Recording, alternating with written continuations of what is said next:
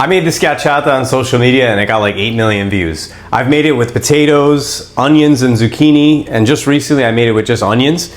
And it's crazy how many people are interested in making it. So I figured let me put together a long video. I'll go step by step, each step to show you exactly how to make it so that it comes out perfect in your house. Now this isn't the schiacciata, the traditional classic schiacciata, which is like a focaccia bread that's thin and then they stuff it with meats and cheeses. This one's a little different. There's no yeast, there's no rising. We just kind of mix everything up in a bowl and then bake it till it's crispy. And that's kind of the beauty of this recipe. So first thing, let's run through the ingredients. We have 00 flour, breadcrumbs, semolina flour, water. You're gonna need a mandolin for the onions. We have about 1.5 pounds of onions, rosemary, Parmigiano Reggiano, salt, pepper, and olive oil. And that's really it. Now, minus the onions, you could bring in different vegetables and kind of adjust the hydration to make different types of schiacciatas. But today we're just going all onion because who doesn't love onion?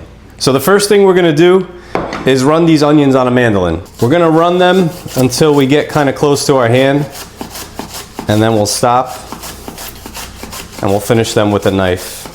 I'm not taking any chances today. All right, we're getting a little too close for comfort there. I'll put this aside. So you're definitely gonna want it mandolin so that you can get the onions nice and thin like that.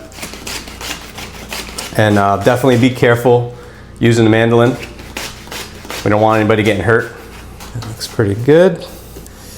We have a lot of onions here. So we're gonna just chop these, the little ends, with a knife. They don't have to be perfect. And we'll just kind of mix them into the sliced onions. So that's it for really the prep. What we're gonna do now is let these onions soak in a bowl of water. And this will help the onions kind of break down a little bit. We'll soak them for about 5 to 10 minutes. And you can kind of like massage them with your hands a little bit. And you'll feel that the onions will start to get like a little slippery. And that's kind of the indication that the onions are starting to like break down. And it will help when we go to bake it. So we got the onions soaking. We're gonna add in some flour, water, and we'll mix this up. We're just gonna mix this up. It doesn't have to be perfect. We have clumps in here, which is totally fine. You could see we kind of have like a thick batter. And this is exactly what you want. All right, so now we're gonna add in the onions. We'll kind of just squeeze out some of the water before we throw it in.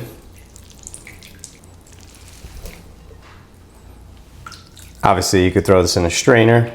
We don't need to dirty one more thing. All right, so now it's the easy part. We'll season it up with some salt, pepper, some fresh rosemary, breadcrumbs, and some Parmigiano.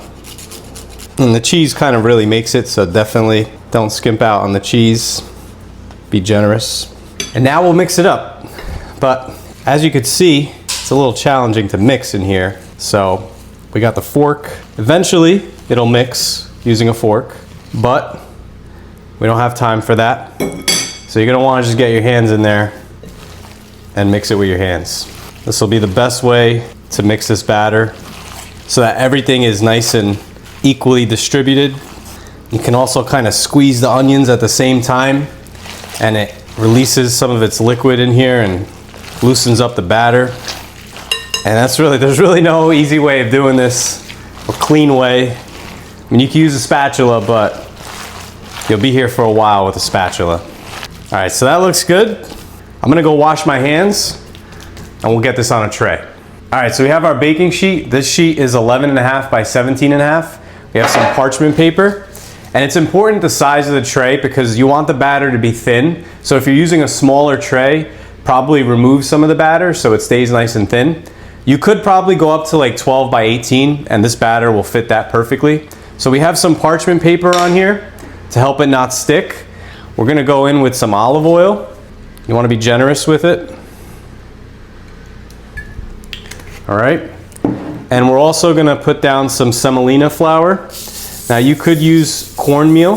That's a good alternative, but this creates a nice little crispy bottom crust. We'll kind of spread that out evenly. We're gonna throw in our batter and we'll spread it. So I'm gonna start probably from the front and I'll work my way to the back. And there's really like no good way of doing this. There we go. Put that all in there. And now we're just gonna spread it in the tray. And once again, I'm gonna just go in with my hands because we'll be there all day with that. And with your hands, you can kind of feel where you have some thin spots that need more batter. So I highly recommend using your hands here. And I'm also creating like these little dimples in the batter, in the dough. And this will help with the cooking. So this side feels a little thick. So I'm gonna kind of work that batter that way. All right, so this looks pretty good. I'm gonna go wash my hands again. We'll top this off and we'll bake it. We're gonna top this off with a little olive oil. And you can see the olive oil is kind of getting into all those little dimples. And that's what you want. That's gonna help it cook on top in the oven. And it also gives it a lot of flavor. And some more semolina for the crunch on top. All right, so this is it. It's really that simple. This is not like a complicated recipe. We don't need to let this rise, nothing. We're gonna pop this in the oven, middle rack, 400 degrees for about 45 minutes, and then we'll put it on broil to get the top nice and crispy. So that's what I use in my oven, but keep an eye on it towards the end to make sure it doesn't burn. All right, so this is it. We baked it for about 45 minutes. I had it broiling for about maybe 10 minutes actually. And this is what you got. It's crispy. And it's stuck all around the edges. So this is normal.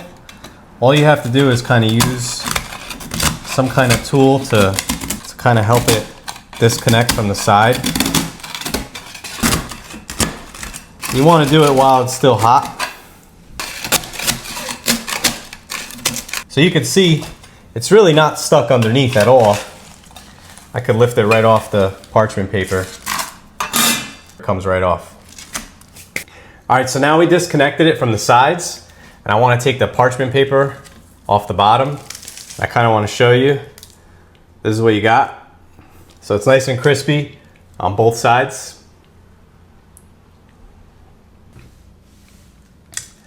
And now I just want to do my infamous slide off the tray. All right, so before I cut into this, we'll top it off with some fresh rosemary while it's still hot. That looks good. And now we'll cut into it, and you can hear the crunch.